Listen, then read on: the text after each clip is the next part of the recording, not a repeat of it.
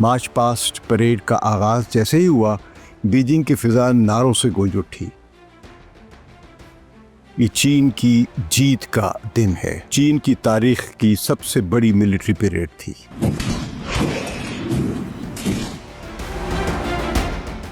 चीन अब दुनिया के मरकज में खड़ा है और इसके साथ इसके इत्तेहादी भी मौजूद हैं। दुनिया की तवज्जो चीन की जानिब बढ़ गई है।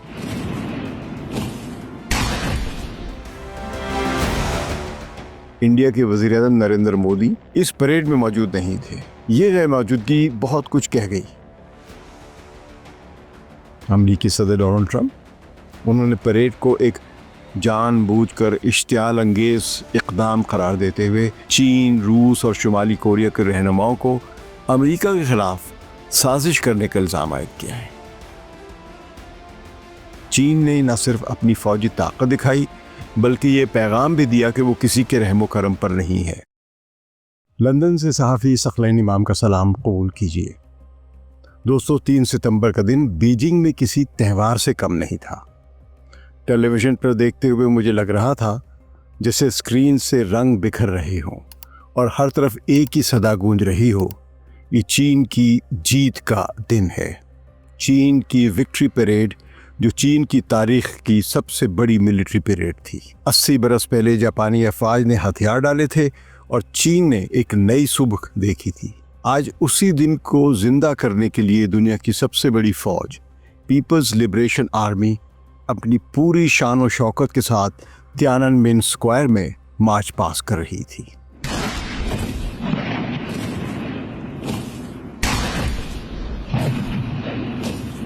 मार्च पास्ट परेड का आगाज जैसे ही हुआ, बीजिंग की फिजा नारों से गूंज उठी। तोपों की 80 सलामियां दी गईं, जैसे तारीख अपनी गूंज से ऐलान कर रही हो कि ये कौम अपनी कुर्बानियों को कभी नहीं भूली।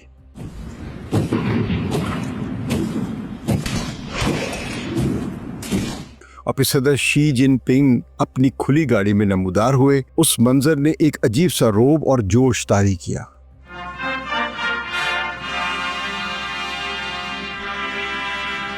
इंतहाई मुनज़्ज़म और हम आहंग फौजी दस्तों की परेड, दस्तों का मुआयना करते हुए, हर दस्ते के सामने से गुजरते हुए सदर शी जिनपिंग ने बुलंद आवाज़ से कहा, तोंग जीमन हो, यानी दोस्तों, साथियों, सलाम, हेलो। और फौजी दस्ते एक साथ जवाब देते, जोशी हो, यानी हेलो चेयरमैन साहब। फिर सदर की आवाज गूंजती, तोंगजी मिन शिन खोला, साथियों, आपने बहुत मेहनत की है। और इस पर हजारों सिपाहियों ने बैक वक्त नारा लगाया, वन जिन मिन फू, मतलब हम आवाम की खिदमत करेंगे। और चीनी पीपल्स लिबरेशन आर्मी अपने आवाम की खिदमत के लिए डेडिकेट करती है अपने आप को। यकीन मानिए, ऐसा लग रहा था कि जैसे पूरे माहौल में एक वलवला गूंज रहा हो, एक जोश पैदा हो गया हो। कदमों की हम आहंगी, कमांडर्स की आवाज़ें, जी बूझू, यानी इसका मतलब आम कदम मार्च, और जेंग बूजू, यानी स्टेप का आहिस्ता आहिस्ता चलना। ये आवाज़ें बड़ी दिलपजीर थी और बड़ी खूबसूरत लग रही थी। ज़ाहिर है, एक फ़ौजी परेड हमेशा दिलचस्प लगती है। जब चीनी सदर फौजी दस्तों के सामने से अपनी कार की छत से बाहर निकलकर इंस्पेक्शन कर रहे थे, तो जिस दस्ते के पास से गुजरते हुए एक नारा जरूर लगाता, इंसाफ का बोल बाला होगा, अमन की जीत होगी और अवाम कामयाब होंगे। फिर परेड का मंजर बदला और सामने आया चीन का जदीद असलहा, ऐसे मिसाइल जो बर्रे आज़मों को अबूर कर सकते हैं, हाइपरसोनिक हथियार जो आवाज़ की रफ्तार से तेज़ चलते हैं, स्टेल्थ ड्रोन जो नज़र ही नहीं आते हैं, और भारी भरकम टैंक जो ज़मीन को लरजा देते हैं। इसके अलावा सब मरीन्स के मॉडल्स भी ट्रॉलर्स पे रख के दिखाए गए थे जो परेड में जिन्होंने हिस्सा लिया।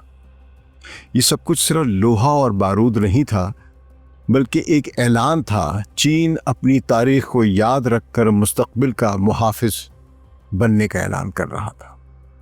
अब जरा इस तकरीब के मेहमानों का जिक्र हो जाए।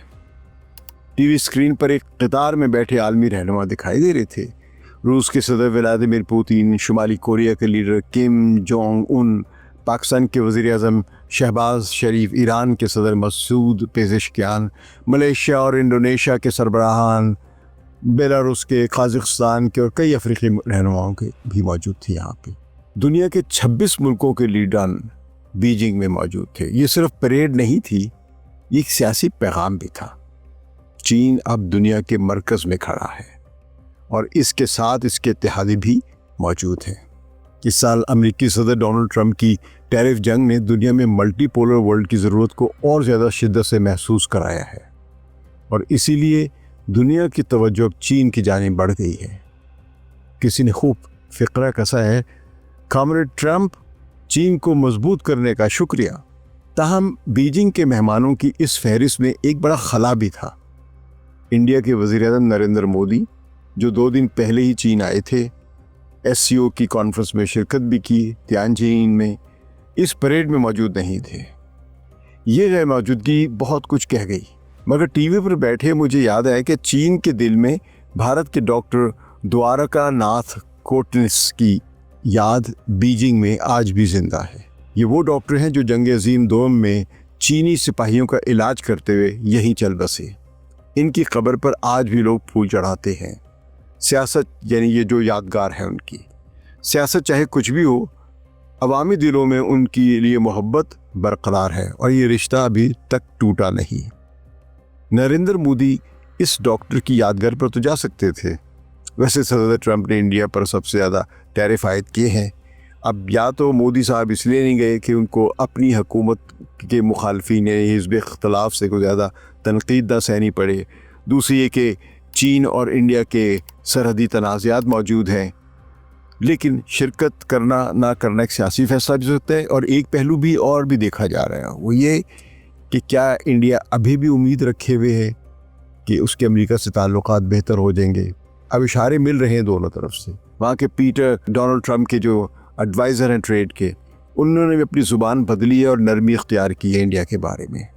بہرحال اب دیکھتے ہیں ابھی کیا آتا ہے۔ پیریڈ میں پھر وہ لمحہ جب صدر شی جن پنگ نے اپنی تقریر کی، جس نے اس تقریب کو اور زیادہ تاریخی بنا دیا۔ انہوں نے کہا، آج دنیا ایک فیصلہ کن موڑ پر ہے۔ یہ امن یا جنگ، یا مکالمہ یا تصادم، ہمیں وہ راستہ چننا ہوگا جو انسانیت کو امن اور خوشحالی کی طرف لے جائے۔ چینی عوام ایک نڈر، خود پر انحصار کرنے والی اور مضبوط قوم ہے۔ صدر شی نے کہا کہ ہم تاریخ کی صحیح سمت پر کھڑے ہیں اور ہم دنیا کے ساتھ مل کر مشترکہ مستقبل تشکیل دیں گے۔ صدر شی جن پنگ نے اس موقع پر اپنے سامعین کو یاد دلایا کہ وہ مارکس، لینن، ماؤ زیدونگ اور ڈیان زیاؤ پنگ کے نظریات سے جڑے رہے۔ یہ ان کا نظریاتی اعلان تھا کہ چین اب بھی مارکسسٹ نظریات پر قائم ہے۔ ان کے الفاظ سیدھے دل کو چھو رہے تھے۔ یہ تقریر سن کر ٹی وی کے سامنے بیٹھے میں نے دیکھا کہ مجمع تالیوں اور نعروں سے گونج اٹھا، جیسے وہ ہر لفظ کی دل سے تائید کر رہے ہوں۔ اب اس پریڈ کی اسٹریٹجک اہمیت پر نظر ڈالیں تو یہ بالکل واضح ہے۔ چین نے نہ صرف اپنی فوجی طاقت دکھائی، بلکہ یہ پیغام بھی دیا کہ وہ کسی کے رحم و کرم پر نہیں ہے۔ پوتن اور کم جونگ ان سمیت 26 عالمی رہنماؤں کی موجودگی نے صاف ظاہر کیا کہ ایک نیا عالمی اتحاد پروان چڑھ رہا ہے۔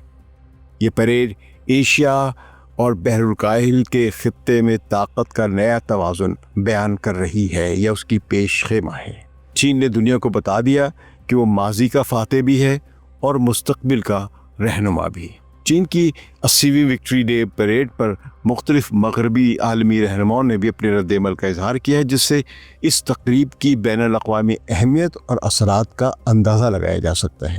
امریکی صدر ڈونلڈ ٹرمپ، انہوں نے پریڈ کو ایک جان بوجھ کر اشتعال انگیز اقدام قرار دیتے ہوئے چین، روس اور شمالی کوریا کے رہنماؤں کو امریکہ کے خلاف سازش کرنے کا الزام عائد کیا ہے۔ انہوں نے اس موقع پر مذاق کرتے ہوئے کہا کہ وہ ان رہنماؤں کو گرم ترین سلام پیش کرتے ہیں اور امید ظاہر کی کہ چین امریکہ کی جنگ عظیم دوم میں امداد کو تسلیم کرے گا۔ اس میں کوئی شک نہیں کہ دوسری عالمی جنگ میں امریکہ نے بھی حصہ لیا تھا اور ہٹلر کے خلاف جنگ میں بڑھ چڑھ کر یورپ کی مدد کی تھی، لیکن اس جنگ میں سب سے زیادہ فوجی سوویت یونین جو آج رشیا کہلاتا ہے اس کے ہلاک ہوئے تھے، 2.5 کروڑ کے قریب۔ آسٹریلیا نے اس تقریب میں اپنی نمائندگی کو کم درجے کے ذریعے پورا کیا، یعنی سابق وزیر خارجہ باب کار اور وکٹوریا، یہ جو ایک ریاست ہے، ایک صوبہ ہے آسٹریلیا کا، اس کے وزیر اعلیٰ ڈین اینڈریوز نے ذاتی حیثیت میں شرکت کی، جس سے کینبرا کی سرکاری پوزیشن میں ایک ابہام پیدا ہوتا ہے کہ وہ واقعی شریک ہوئے یا نہیں ہوئے۔ تائیوان نے اس پیریڈ کی مذمت کی اور شہریوں کو اس میں چینلز پر دیکھنے سے منع کیا۔ انہوں نے اس اقدام کو چین کی طرف سے طاقت کے استعمال کے ذریعے امن کی قیام کی کوشش قرار دیا ہے۔ تائیوان کے صدر لائی چنگ نے اس پیریڈ کو چین کی طرف سے طاقت کے استعمال کا ایک اشارہ دیا ہے۔ چین تائیوان کو اپنا ایک صوبہ کہتا ہے اور تائیوان کی حکومت اپنے آپ کو ایک آزاد ملک کہتی ہے۔ دنیا بھر ابھی تک ون چائنا پالیسی تسلیم کرتی ہے اور امریکہ بھی یہی کہتا ہے سرکاری طور پر، لیکن اندر ہی اندر وہ تائیوان کی حکومت کو فوجی امداد دے رہا ہے اور اس کے دفاع کا وعدہ بھی کرتا ہے، دھمکی بھی دیتا ہے چین کو۔